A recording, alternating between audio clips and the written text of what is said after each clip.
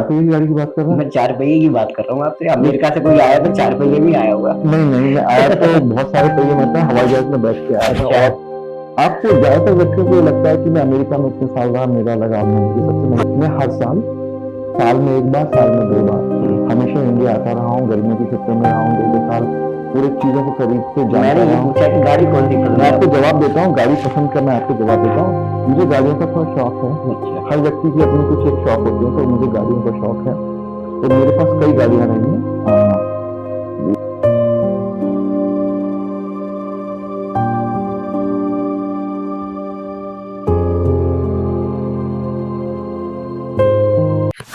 ज्यादातर मथुरा को धार्मिक कहा जाता है, धार्मिक से माना भी जाता है।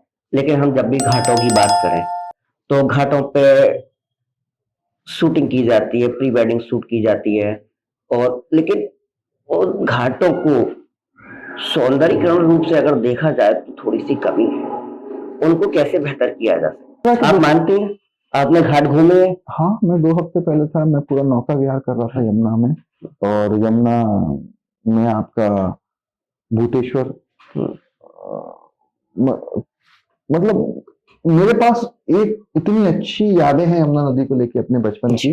जब भी कभी मैं परेशान, तो मैं जीआईसी में पढ़ता था। जीआईसी के पीछे यमुना बहती है, मैं वहां पे पीछे चला जाता था और नदी में पैर डाल के मैं बैठ जाता था घाटों पे अच्छा। और घंटों बैठता था। कभी बहुत परेशान हूँ, कभी बहुत खुश हूँ। आज भी जब भी कभी लाइफ में मेरे को कुछ डिसीजन ना ले पाने की स्थिति में मैं आ जाता हूँ, तो मैं आज भी यमुना नदी जाता हूँ और घाट पे बैठता हूँ, बड़ी शांति से पैर अपने नदी में डाल के, हाथ डाल के, आचमन करके मैं वहां आनंद लेता हूँ। तो जो मैंने जो व्यक्तिगत तौर पर देखा है, जैसे मैं फिर बोलूंगा, सुविधाकरण वर्सेस सौंदर्यीकरण। घाटों का मॉडर्नाइजेशन नहीं होना चाहिए, ये मेरा व्यक्तिगत मानना है। घाटों घाटों का मॉडर्नाइजेशन मतलब उसका ना, जो मॉडर्न तरीके से उसको डेवलप ना करें, उसका अच्छा। जो ओरिजिनल, जो उसका जो लुक है, अच्छा। अपीयरेंस है, वैसे ही बना के रखें। लेकिन जो दुर्गंध में, जो दुर्गंध बदबू वाले जितने भी घाट हैं, क्योंकि गोकुल बराज बनने की वजह से काफी पानी में स्लिप है, पीछे से यमुना नदी में पानी नहीं आता है। ऑलमोस्ट 80% सीवेज वेस्टेज है, बहुत गंदा पानी है। आपको आचमन करने में भी बहुत तेज बदबू आती है, नाक तक लेके आते हैं। तो हमें उस क्षेत्र को सौंदर्यीकरण, मैं फिर बोलूंगा, यूट्यूब वीडियोज या फिर आपने जैसे बोला कि वेडिंग फोर्स, उस पर ज्यादा उस माहौल को आनंदमय होने के लिए जो एनवायरनमेंट है वो कहाँ है? पानी बहता हुआ नहीं है, बदबू आ रही है, घाट सामने की तरफ सूखे पड़े हैं, और यमुना की नदी का कटाव बहुत है। बीच बीच में अगर आप देखेंगे, दिल्ली से लेके यहाँ तक अगर आप गूगल मैप पे देखेंगे, यमुना में कई जगह तो पानी नहीं है। अच्छा। बीच में बिल्कुल सूख चुकी है, ना के बराबर एक लकीर सी पतली सी जा रही है, पानी नहीं है। अच्छा। तो इस पर कार्य करने की जरूरत है। तो सौंदर्यीकरण से ज्यादा मैं फिर बोलूंगा, यमुना का जो प्रवाह वो निरंतर होना चाहिए। और जो गोकुल बराज जो बना है, उसमें भी आपका जो सिल्ट, जो इकट्ठा जो हो रही है, जो पानी कीचड़ जो जम रही है, उस पर भी प्रॉपर क्लीनिंग होनी चाहिए। अब ये मत कहिए कि ऐसा पॉसिबल नहीं है, कैसे होता है। अच्छा। मैंने अपनी आंखों से न्यूयॉर्क, जो लगभग लगभग जो मैनहट्टन का जो इलाका है, जहाँ पे ट्रायंगल बनता है, जहाँ पे वो नदी कम से कम 300 फीट गहरी है और ज्यादा ही गहरी है, जहाँ पे पूरा का पूरा क्रूज शिप जो आपके समुद्रों में चलती है, 200 फीट पानी के अंदर चलते हैं, वो वहां से होकर निकल जाते हैं। और मैंने वहां पे 300 फीट के अंदर से नदी से सिल्ट निकालते हुए क्लीनिंग मशीन को देखा है। अच्छा। तो यहाँ तो 300 फीट है नहीं, 30 फीट भी अगर आप क्लीन करेंगे तो हो जाएगा। यहाँ ना कोई नई टेक्नोलॉजी इंप्लीमेंट नहीं कर रही है, हमें जो ऑलरेडी चीजें इंप्लीमेंट हो चुकी है उनको यूज करना है और रिएक्टिव होने की जगह प्रोएक्टिव होना है। हर 3 साल, हर 5 साल में क्लीनिंग होनी चाहिए, जिससे जब बाढ़ आती है तो जो रिवर बैंक, जो नदी के किनारे जो टूट जाते हैं, कॉलोनी में पानी घुसता है, वो कम हो जाएगा। अगर डीपली डिगिंग होकर वो क्लीनिंग होगी, सेल्फ क्लीनिंग होगी, तो नदी अपने दायरे में बहेगी, उससे अधिक तो जाएगी नहीं। तो इस क्षेत्र में बहुत कुछ कार्य करने की जरूरत है। ये combined collaborative central government, 3 state मिला के इनका एफर्ट है यमुना शुद्धिकरण और यमुना को क्लीन और सारे घाटों के सौंदर्यीकरण को लेकर। आपको गाड़ी कौन सी पसंद? चार पहिए की गाड़ी की बात कर रहे हैं? मैं 4 पहिए की बात कर रहा हूँ आपसे। अमेरिका से कोई आया तो 4 पहिए में आया होगा। नहीं नहीं, मैं आया तो बहुत सारे पहिए में था, हवाई जहाज में बैठ के आया था। अच्छा। और आपको ज्यादातर व्यक्तियों को ये लगता है कि मैं अमेरिका में इतने साल रहा, मेरा लगाव नहीं। ये सच नहीं। मैं हर साल, साल में एक बार, साल में दो बार हमेशा इंडिया आता रहा हूँ। गर्मियों की छुट्टियों में रहा हूँ, दो दो साल पूरी चीजों को करीब से जानता मैंने रहा ये हूँ। पूछा कि गाड़ी कौन सी पसंद मैं है आपको आपको? जवाब देता हूँ, गाड़ी पसंद का मैं आपको जवाब देता हूँ। मुझे गाड़ियों का थोड़ा शौक है। अच्छा। हर व्यक्ति की अपनी कुछ एक शौक होते हैं, तो मुझे गाड़ियों का शौक है। तो मेरे पास कई गाड़ियां रही हैं। एक आध के नाम बता दीजिए। हाँ, जैसे मैं आपको अपने अपने जीवन की सारी गाड़ियों के बारे में बताता हूँ। ठीक। मेरी जो पहली गाड़ी थी वो मारुति ज़ेन एस्टेरो थी, और वो गाड़ी मैंने तब खरीदी थी जब मैं मारुति उद्योग में काम करता था। 2006 की बात है, तब मैं मारुति गुड़गांव में नौकरी करता था। उसके बाद मैं अमेरिका गया, तो अमेरिका जाने में मैंने सबसे पहली गाड़ी खरीदी टोयोटा करोला। अच्छा। वो मेरी दूसरी गाड़ी थी। उसके बाद मैंने तीसरी गाड़ी खरीदी, वो टोयोटा कैमरी थी, जो मेरी तीसरी गाड़ी थी। तीसरी गाड़ी के बाद मैंने चौथी गाड़ी खरीदी, मर्सिडीज थी मेरे पास, मर्सिडीज C300। फिर तीसरी के बाद फिर मैंने चौथी गाड़ी खरीदी, वो मैंने वहीं पे अमेरिका में, अच्छा। वो मेरे पास थी BMW X5। अच्छा, BMW X5, हाँ, वो मेरे पास गाड़ी थी। उसके बाद जब मैं इंडिया वापस आया, तो वहाँ जो भी 2-3 गाड़ियां थी वो सब बेच के वहाँ खत्म कर दिया।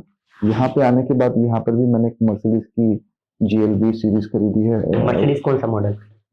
आप बड़े व्यक्ति है, मतलब व्यक्तिगत तौर पे आप काफी इंटरेस्टिंग लगते हैं। मैं आपसे ये जानना चाह रहा था कि आपने मर्सिडीज से पहले कितनी गाड़ियां ली है? नहीं, मेरे पास इससे जो वर्तमान में मैं जो गाड़ी चलाता हूँ, इसकी जो कीमत है उससे करीब 1.5 से 2 गुनी कीमत की गाड़ी मेरे पास रही है। अच्छा। तो अभी हमारा कैमरामैन आपके आने से पहले BMW X5 के बारे में बात कर रहा था कि उसकी जो सिक्योरिटी है वो बहुत हाई है। ईयर बैग, इधर भी ईयर बैग, इधर भी ईयर बैग, सामने भी ईयर बैग। देखिए, आप जब अब आप ऑटोमोबाइल सेक्टर की बात कर रहे हैं, तो मैं ऑटोमोबाइल सेक्टर से हूँ ना, इसलिए हाँ, पूछ तो रहा था। जो जर्मन टेक्नोलॉजी है ना, जितनी भी जर्मन गाड़ी जितनी भी है, सबसे वर्ल्ड सेफेस्ट इज वॉल्वो। अच्छा। वॉल्वो गाड़ी जो है वो सबसे वर्ल्ड दुनिया की सबसे सेफेस्ट गाड़ी है। वो बेसिकली जर्मन तो नहीं है, शायद मैं गलत भी हूँ तो, लेकिन वो जर्मन गाड़ी शायद नहीं है। लेकिन अगर आप देखें जितनी भी जो मेजर जर्मन ब्रांड्स हैं, जैसे आपका BMW, मर्सिडीज एंड ऑडी, ये 3 जो है जो मेजर पेरेंट कंपनीज हैं, इनकी अदर सेगमेंट की भी गाड़ी आती है, ये सेफ्टी पे बहुत कार्य करती है। अच्छा, ये फेरारी, बुगाटी, डुगाटी, देखिए, बुगाटी भी वहीं से, लैम्बोर्गिनी। वो सब वहीं से, उनकी अलग कहानी है। मैं इतना डीप में नहीं जाना चाहूंगा, मेरी एक्सपर्टीज नहीं है, मेरे तो शौक है, तो आप मुझसे बात से बुगाटी तो मैंने भी चलाई है। अब अच्छा। हाँ, तो ये बेसिकली आप यूएस में था तो यूएस में एक ऑप्शन है, मैं वेगस में था तो वेगस में आप गाड़ियों को रेंट कर सकते हैं। अब आप $1 मिलियन की गाड़ी खरीदेंगे तो नहीं, है ना, ठीक। तो वो रेंट कर सकते हैं, वहां पे कुछ लाख रुपए देके आप ठीक। अपने सपने पूरे कर सकते हैं। तो ठीक। मैंने गाड़ियां चलाई। ठीक। ठीक। मैं वापस आता हूँ अपने सवालों पे। ये मेरा क्वेश्चन नहीं था, ये और किसी व्यक्ति का क्वेश्चन था जो मैंने आपसे पूछा कि मैं चंडीगढ़ घूमने गया था एक बार, तो वहां पर मैंने देखे थे जैसे कि लोकल मार्केट होते तो उनके लिए एक अलग से ही लोकल मार्केट बनाया गया है कि जैसे कि मान के लो कोई सब्जी मंडी तो बिल्कुल अलग ही होगा, फर्स्ट फ्लोर पे सब्जी मंडी, सेकंड फ्लोर पे महिलाओं के लिए जो किचन केयर जो होता है उनके लिए, और ऊपर आपका फ्लोर हो गया खाने पीने का, हो गया टॉप फ्लोर पे।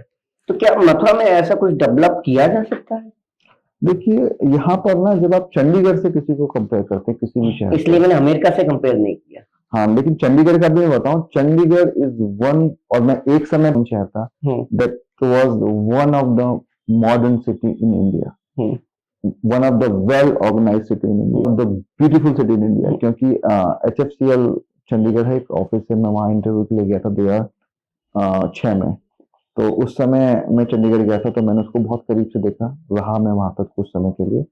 तो जो आप जो बात कर रहे हैं ना, वो एक वेल प्लान सिटी की बात कर रहे हैं, कंपैरेटिवली एक बहुत ही एशियन सिटी से आप कंपेयर कर रहे हैं। तो यहाँ पर क्या हो सकता है, अगर आप सोचें, थोड़ा सोचें, जितना भी न्यू डेवलपमेंट हो रहा है वहां जो आप बोल रहे हैं वो संभव है। अच्छा। ओल्ड सिटीज में बहुत प्रॉब्लम है, देखिए, क्योंकि आप किस जगह को रिक्लेम करेंगे। तो जितने भी यहाँ पर जो मेरा मथुरा में लेके शिकायत है, जो इवन अगर मैं हरियाणा से कंपेयर करूं, राजस्थान से कंपेयर करूं, जितनी भी वहां पे जो फर्दर डेवलपमेंट, फ्यूचर डेवलपमेंट है, जितनी भी कॉलोनियां कट रही हैं, वो मोर और वेल ऑर्गेनाइज्ड है कंपेयर टू यूपी। उस तरह से सेक्टर मार्केट मथुरा में डेवलप हो सकते हैं। इसका बस यही है कि आप हर 5 किलोमीटर में, जैसे कुछ एक कॉलोनी बहुत अच्छी है, जैसे मैं आपको एग्जांपल देता हूँ, चंदनवन मथुरा की एक कॉलोनी है। चंदनवन में एक मार्केट बना हुआ है, मैक्सिमम शॉप्स वही है, वहां पे घरों के आके दुकानें बहुत कम बनी हुई है। This is one of the example. आप ऐसे मोतीकुंज में जाइए, जितना भी हम फ्यूचर डेवलपमेंट कर रहे हैं उसमें हम इस चीज को फोकस कर